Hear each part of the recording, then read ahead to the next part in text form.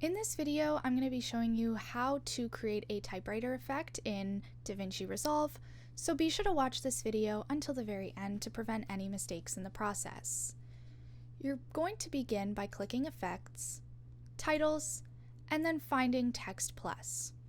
You're going to drag that to wherever you would like your text to be, and then once you are there, you're going to click on Inspector. Now, this is where you are going to actually make sure that it is a typewriter effect.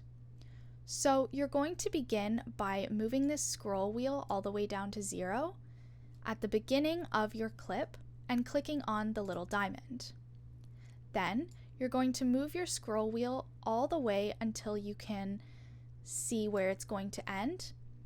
Click on the diamond once again and click on the scroll wheel and make sure it's all the way at the end.